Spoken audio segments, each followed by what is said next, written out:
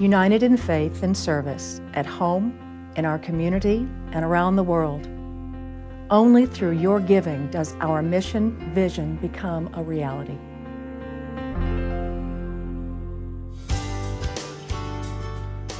Fish is a community. We are a group of volunteers, both the people that seek the food, like we do when we go out to the community and ask them to make donations of money, of food, of even the building that we have. We are also the donors to our guests, who are the receivers. Anyone that comes through, even if Bill Gates came in our door, we would give him food.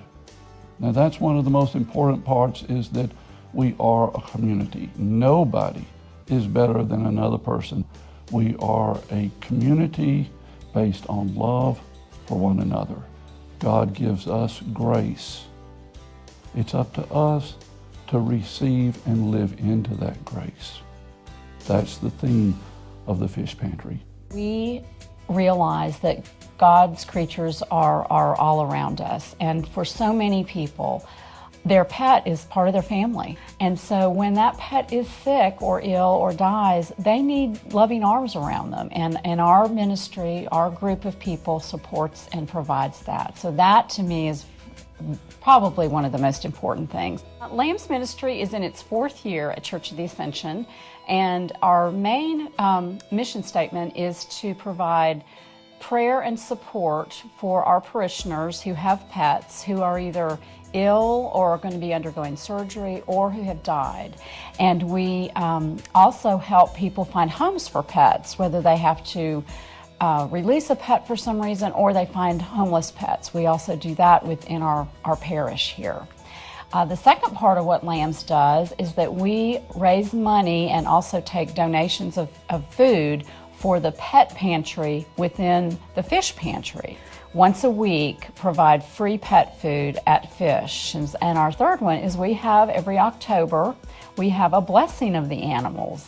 And that is open to both people who are parishioners here, as well as anybody in the community. You can bring any animal. We've had snakes, horses, cats, dogs, rabbits, fish, and you can bring your animal on the afternoon of the blessing of the animals. And actually we have a service in the sanctuary where the animals are blessed, and then we ask people again to bring either an offering of money or actual pet food, and we receive literally hundreds of pounds of pet food that day that we in turn distribute at the pet pantry. We started the garden for a number of reasons, but one I think was to be a good neighbor. We realized that we had some land, we had some natural resources, so we used that resource to try to help people both in the church and the community to get some good, healthy food, which is really part of our fish ministry mission. So it's one of the core values of our church. The goal of Family Promise is to assist the families and to eventually provide them with housing, and along the way there are classes and parenting and budgeting, and this is one of the only programs in Knoxville that really deals with families so that they can stay together when they are homeless.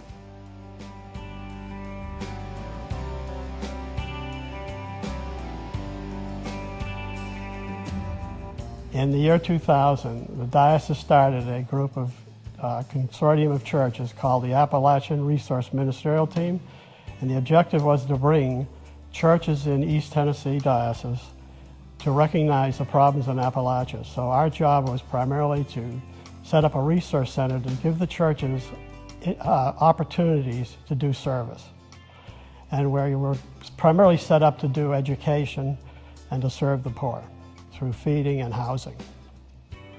And most of the counties and most of the people I work with are in extreme poverty.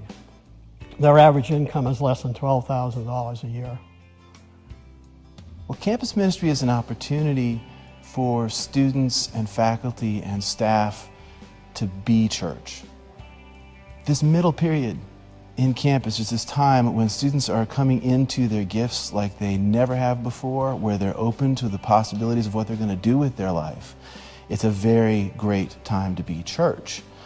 As far as reaching the students that aren't already church, there's nobody going to be more effective at inviting a student than another student. God works beautifully there.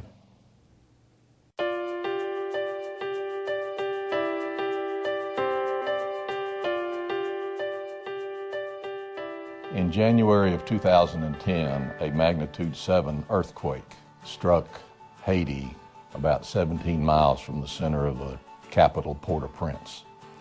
It devastated that island completely. Immediately, the Episcopal Church and the Catholic Church began relief efforts into Haiti and have effectively been the main sources of recovery for that island.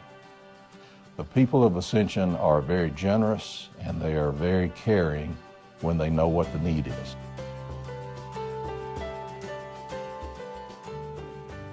Well, I've been to Bolivia 3 times and I love going because it's a great opportunity to help people.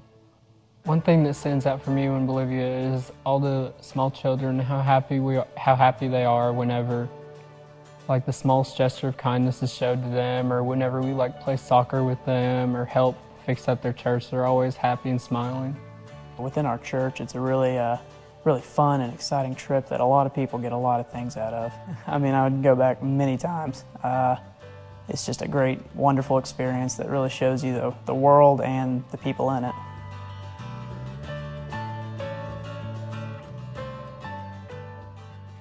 We're in for a very exciting adventure coming up towards the end of October, and that is a group of Ascensionites are going to Israel, Jordan, and Mount Sinai. So we're going together as 28 to the Holy Land. We're going to climb Mount Sinai, go to St. Catherine's Monastery at the base of the mountain, which has the oldest collection of existing icons in the world, go to Jerusalem, meet with Palestinian Christians, with the Jewish community, go up into Galilee and walk the steps that Jesus walked. It's going to be very exciting. I'm going to be able to go back to a previous adventure in a new way with the people who I love in this place. United in faith and service at home, in our community, and around the world. Only through your giving does our mission become a reality.